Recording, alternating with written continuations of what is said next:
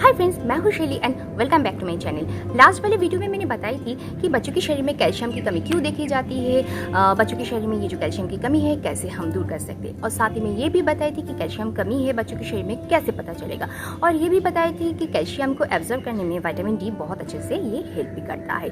तो ये सोचा कि विटामिन डी के ऊपर क्यों ना एक वीडियो बनाया जाए। तो फिर आज का ये जो वीडियो है पूरा के पूरा विटामिन डी के ऊपर है।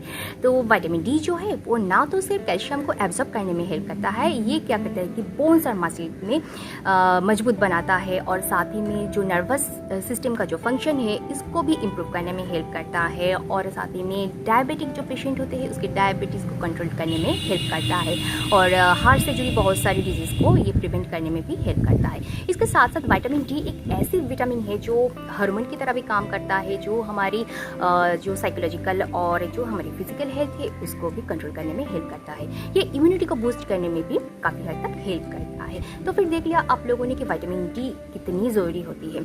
अब बात करते हैं कि बच्चों के शरीर में विटामिन डी की कमी क्यों होती है, कैसे पता चलेगा कि बच्चों के शरीर में विटामिन डी की कमी हो रही है, और साथ ही में कैसे हम दूर कर सकते हैं बच्चों के शरीर में ये विटामिन डी की कमियों को।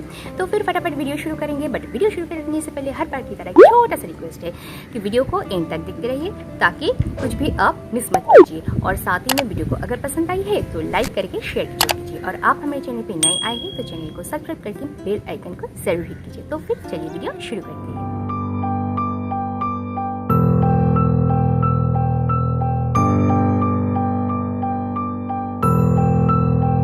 सबसे पहले बात ये करते हैं कि बच्चों के शरीर में विटामिन डी की कमियां क्यों होती है।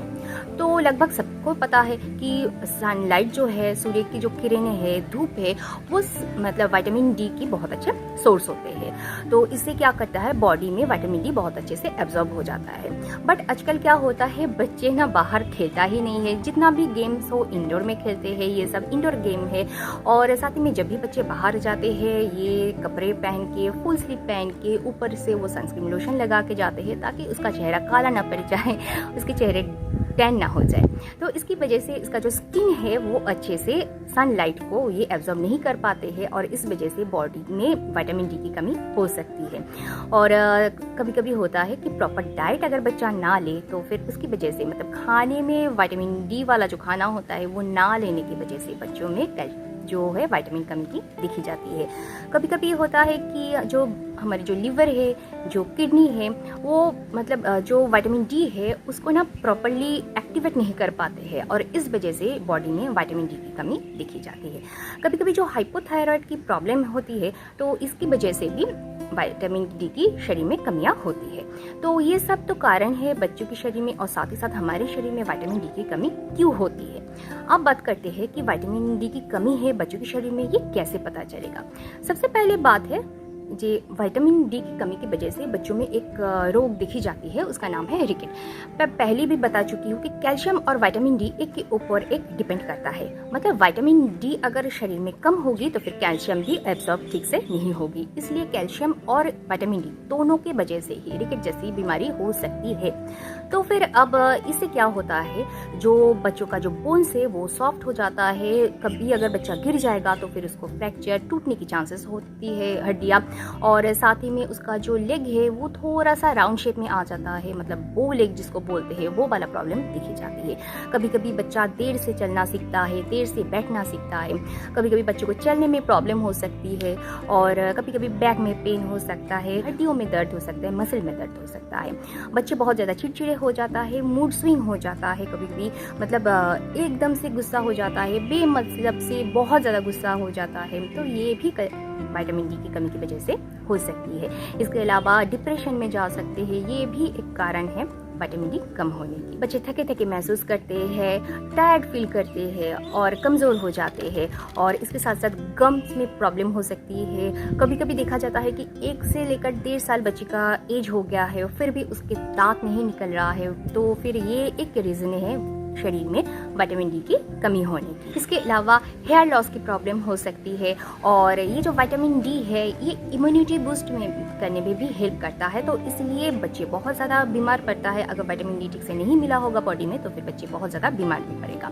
और साथ ही में बच्चों में बहुत ज़्यादा इन्फेक्शन भी दिखी जाती है, जैसे कफ एंड कोल्ड की प्रॉब्लम दिखी जाती है। ये सब प्रॉब्लम बार बार होता रहा ना तो फिर ये एक साइन है कि बच्चों के शरीर में विटामिन डी की कमी हो रही है। हम बात करते हैं कि विटामिन डी की कमी को हम कैसे दूर कर सकते हैं। इसमें सबसे इजी और नेचुरल वे है सनलाइट। जो धूप है उसमें बॉडी में विटामिन डी की जनरेट करती है, तो इसलिए डॉक्टर भी बोलते हैं जो न्यूबॉर्न बेबी है उसको लेकर अब थोड़ा सा सुबह का जो मॉर्निंग वाला जो धूप है वो बच्चों को दिखाना बहुत ज़्यादा ज़रूरी होता है। तो इसलिए 8 से लेकर 9 बजे का सुबह का जो धूप है ये बहुत अच्छा होता है। इस टाइम आप बच्चों को बाहर लेकर बैठ सकते हो। बच्चे अगर बाहर खेलना पसंद करता है तो फिर बाहर खेल सकता है, तो सनलाइट में बच्चों को खेलने दीजिए। इस टाइम जो धूप से जो विटामिन डी उसके शरीर में आएगा तो फिर उसके शरीर में विटामिन डी की कमियाँ जो है वो लगभग पूरी हो जाती है। तो आप इस टाइम 15 मिनट से लेकर आधे घंटे अब बच्चों को लेकर धूप में खेलने दीजिए या फिर बच्चों को लेकर आप बैठिए। तो आयुर्वेद में बोला जाता है कि अगर आप पीठ की तरफ और नाभि की तरफ, मतलब आप पेट की तरफ अगर ज़्यादा धूप दिखाओगे ना तो फिर बहुत जल्दी और बहुत ज़्यादा क्वांटिटी में जो विटामिन डी है वो बॉडी में स्टोर होगी।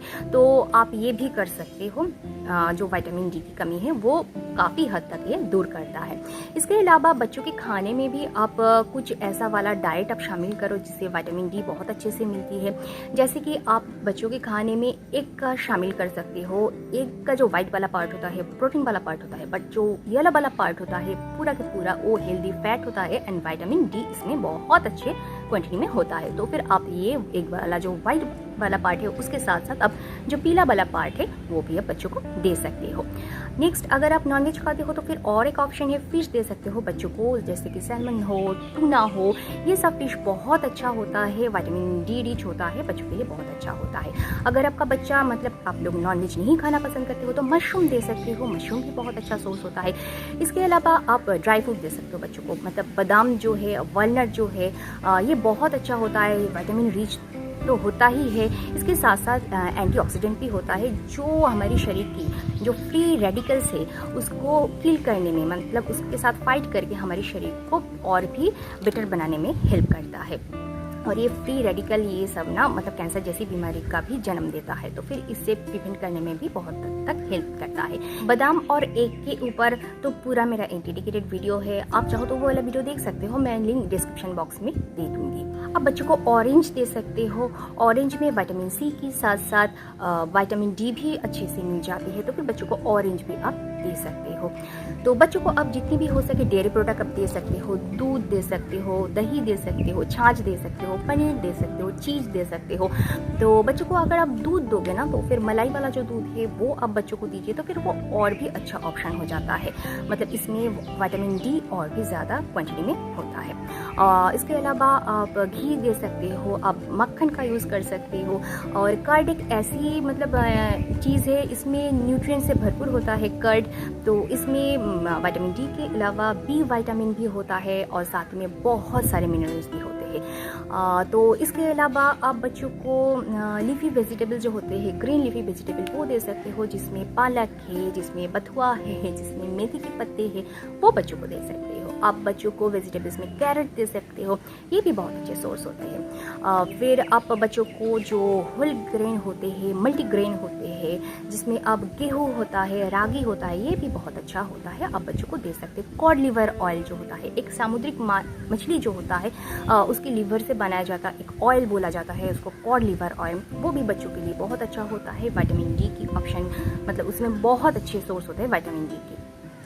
आप सोया प्रोडक्ट यूज़ कर सकते हो, सोया प्रोडक्ट में सोया चंक दे सकते हो बच्चों को, सोया मिल्क जो है या फिर सोया पनीर जो है, मतलब जिसको हम टोफू बोलते हैं, वो भी आप बच्चों को दे सकते हो, वो भी बहुत अच्छा होता है। तो आप ये सब जो खाना है रेगुलर बेसिस पे अपनी बच्चों के डाइट में शामिल कीजिए, खुद की डाइट में भी आप शामिल कीजिए, ताकि आपके साथ साथ बच्चों के भी मतलब शरीर में विटामिन डी की कमियाँ बिल्कुल भी ना हो। तो साथ साथ बच्चों को मतलब सन में खेलने दीजिए।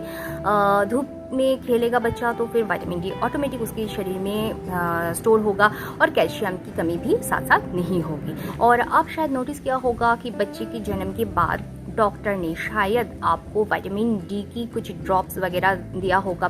तो अगर आपके डॉक्टर ने विटामिन डी की जो ड्रॉप है वो आपको दिया है तो फिर प्लीज़ उसको आप इग्नोर मत कीजिए।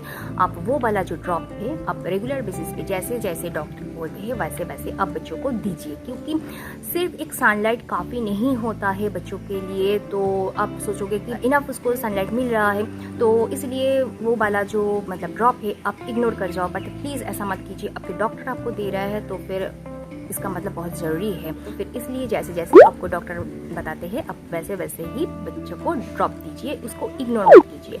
तो फिर प्लीज़ आप खुद का ख्याल रखिए, साथ ही में अपनी फैमिली का ख्याल रखिए। वीडियो इतना ही, अगर वीडियो को इतने सा भी अच्छा लगा है तो वीडियो को लाइक करके शेयर जरूर कीजिए। और आप हमारे चैनल पर नए आए हैं तो चैनल को सब्सक्राइब करके बेल आइकन को जरूर कीजिए। तो फिर आज के लिए बस इतना ही। खुद का ख्याल रखिए, अपनी फैमिली का ख्याल रखिए। तब तक के लिए बाय बाय।